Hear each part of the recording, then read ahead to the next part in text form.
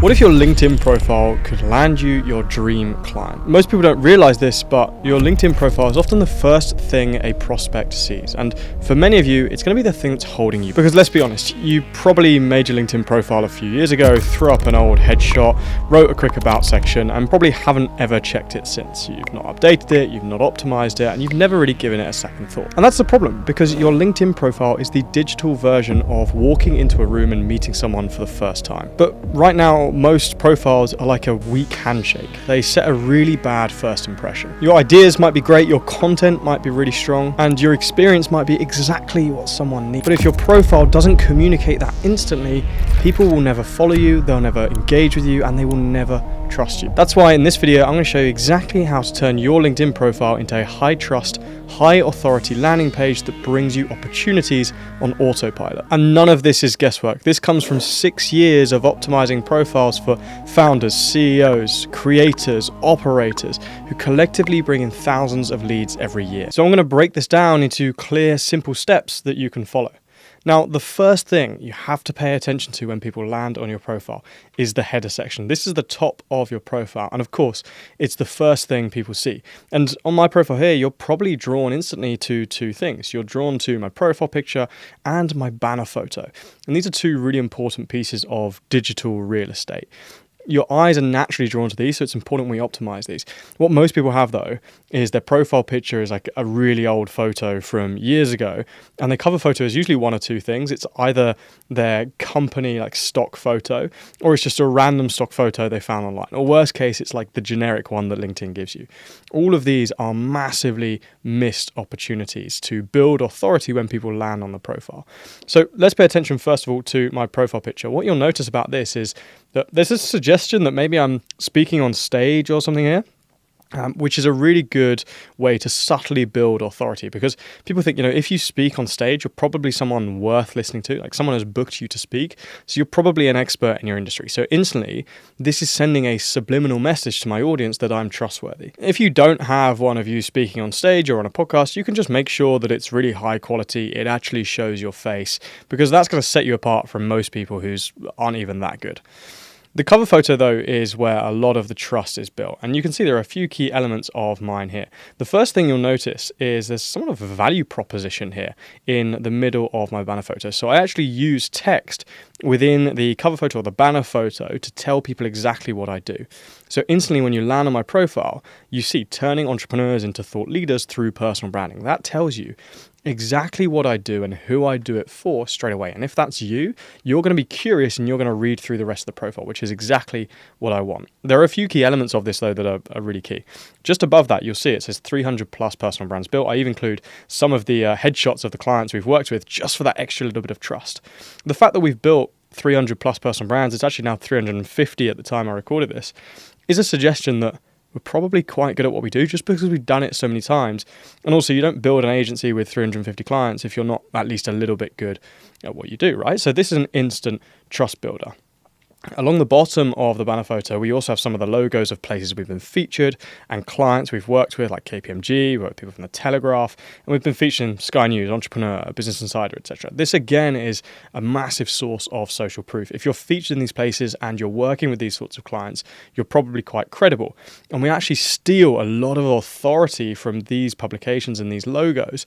The authority that they've built, we are then associated with, and people instantly, after seeing just two things in my profile, the profile picture and the banner photo, they now see me as an expert. They see me as an authority.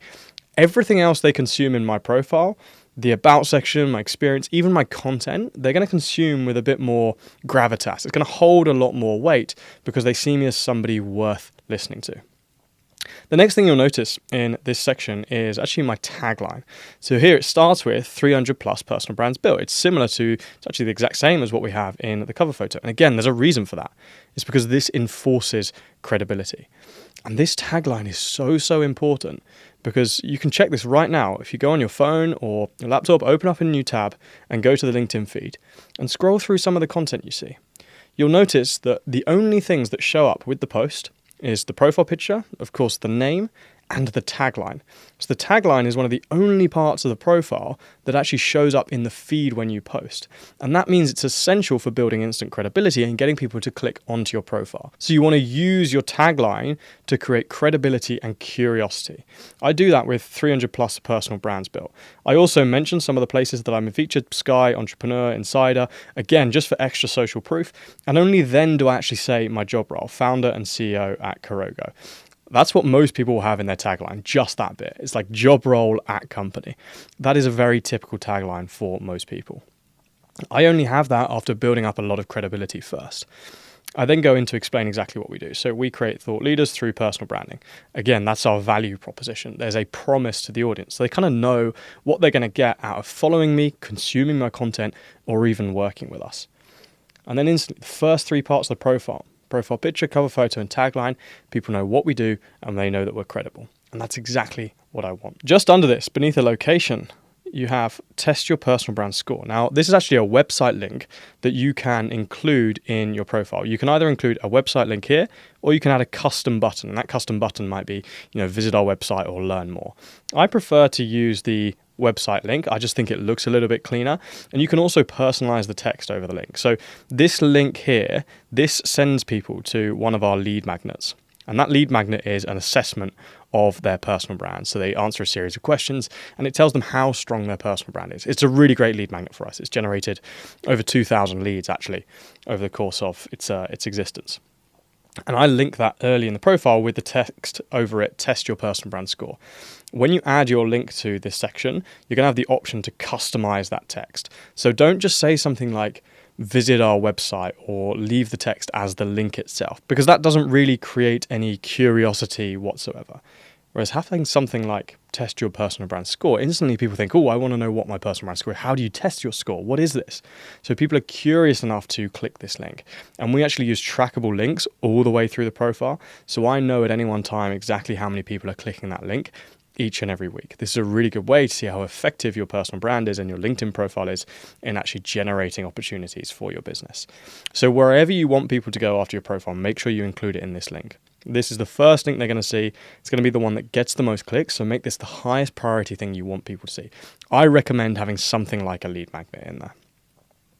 And that's the header section. There's 4 key elements to it, which we've covered: the profile picture, the banner photo, the tagline, and the website link. We then have the About section. Now, your About section is a chance for you to go into a little bit more detail on who you are and what you help people achieve and your value proposition. You've kind of earned the right to do this at this stage, right? Because you've captured attention in the header section. That header section is where people are probably most skeptical and most likely to just click straight off your profile. If they've scrolled down to the About section, you've done your job in the header section. You've clearly captured some sort of interest. So this is an opportunity for you to share a little bit more about what you do. But again, most people absolutely butcher this section, and it's terrible across so many profiles I see. Often it's written third person, or there's no detail there whatsoever, or it's like really self-obsessed. Actually, I want you to think about your About section like a sales letter. Okay, so we structure this almost like we were writing a sales letter. I start with the value proposition that we have. So this first section here is all around our value proposition. We turn entrepreneurs into credible thought leaders through personal branding so they can scale their business, unlock untapped opportunities, and outlast their competition. That is what we help our clients achieve. But I then go into the key pain points that our audience are facing. So I say, look, if you're anything like our clients, you're an expert in your field, but you don't have the reputation you deserve. This is poking at a really painful problem that our audience have.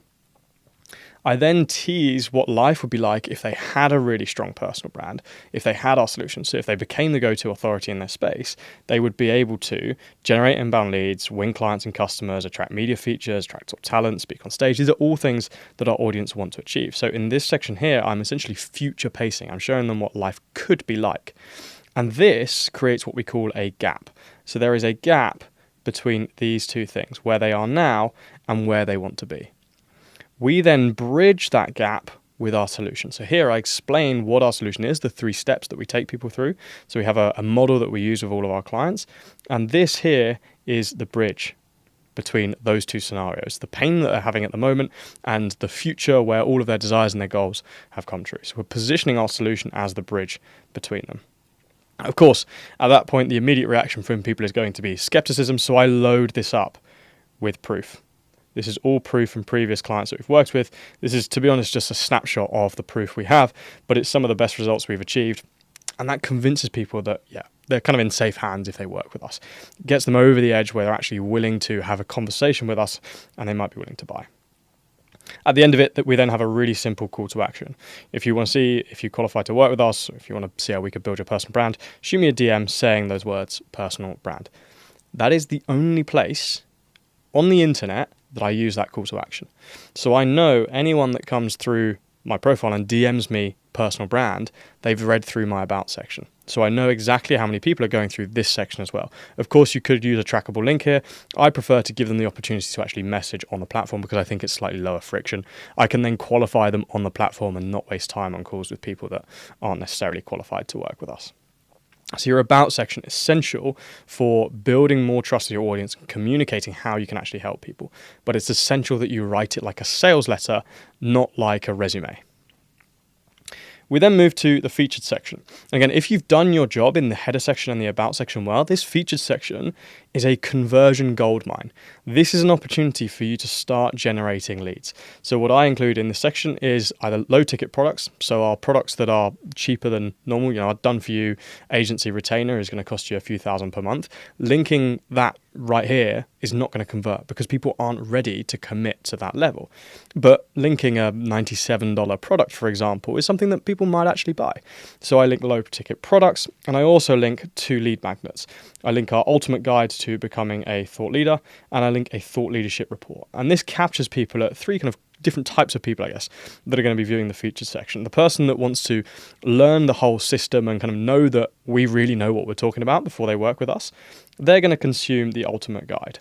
We have a thought leaders report, which is for people that are kind of curious about personal brand and thought leadership, but maybe aren't quite convinced whether they need it yet. This will show them that they do.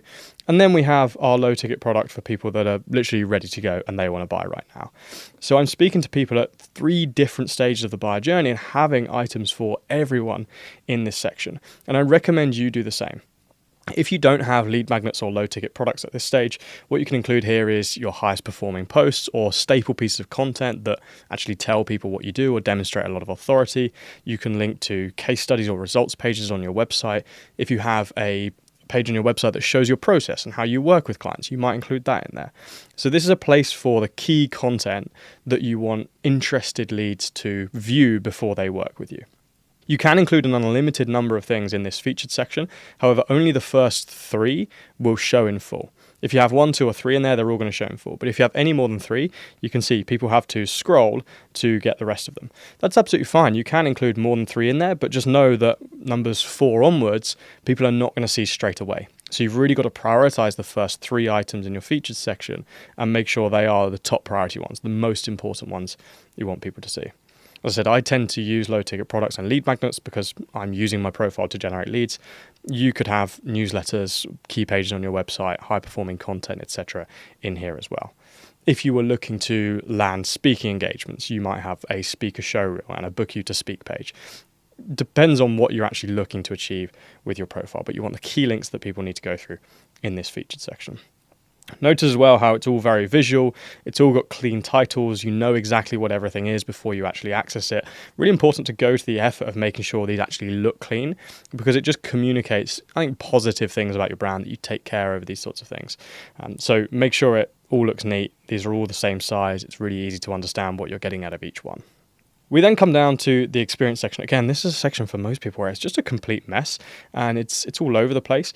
But actually, you can't overthink this. I think less is more in this section, and you want to keep this simple. It's easy to over-communicate here and actually just end up confusing people. I have a few rules. I have my job role, and I make sure I assign it to the company page. Often people will put a job role in the company they work for, but they won't actually link it through to the existing company page on LinkedIn. So this image here is just like the stock photo that LinkedIn gives you, and it's not actually linked through to your company page. So if someone wants to find out more about the company, they're not going to be able to do it. So I make sure it's linked through to the associated company page. I have a little one-liner about what the company actually does, what I do at each respective company, and I have a link through to the website with a feature image showing what it does. And I do this for all of the experience I have. So I'm the founder of a couple of companies. I'm also an advisor and a mentor. I've been in the past. So I make sure these are all really clear. This is especially important if you're doing lots of things at any one time. Generally, for most people, there's only ever going to be one thing that they're doing at any one time. You always want that to be the top part of your experience section. So the most important piece of experience that you want people to know about needs to be at the top. The education section, just make sure it's up to date. You don't need to overthink this section at all. No one really is that interested in your education at this stage, unless you're early in your career and you're looking to apply for jobs, which this video is probably not relevant to you, and I'm surprised you're still watching. You don't really need to pay much attention to education. All of the hard work in the sales process really is going to be done in the featured section and the about section. The final section here is skills and endorsements, or recommendations as they're now called. Again, these aren't as important as they used to be, but they can certainly help, especially the recommendations section. If you've got clients that would be willing to give you testimonials, or customers that you've had in the past and they'd be willing to give you testimonials, I recommend requesting them through LinkedIn. It's really easy to do so. If you click this plus button, you'll actually be able to send requests for recommendations. Personally, I don't go to people's profiles and read through these in too much detail. Generally, all the proof that they provide is already shown in either the links that they've shared higher up in their profile or through the about section. So I personally don't tend to read these too much, but it's a nice to have if you can get a few people to say positive words about you on your page. It's a good source of social proof. But really the key sections you need to be optimizing for are the featured section, about section, and the header section. These are going to be 99% of the work on your profile. And if you get these three sections right, you're going to be able to top 1% personal brand in your industry. You're going to stand out from all of your competitors who have generic, boring LinkedIn profiles that don't communicate their value. And when leads are viewing your profile, they're going to trust you and they're going to want to work with you. And now the only thing left to do is actually create content that is going to get people visiting your page in the first place. Because a great profile is, sure, it's brilliant, but it's meaningless if no one's seeing it. So that's where you have to use really high quality content in order to get people to click onto your profile in the first place. And if you want to learn the exact content strategy that I've used to build my own audience up to nearly 60,000 followers, generate millions of views per year, and generate 20 to 40 leads every single month, you can check out this video for an exact breakdown of the full strategy and how I write high quality posts.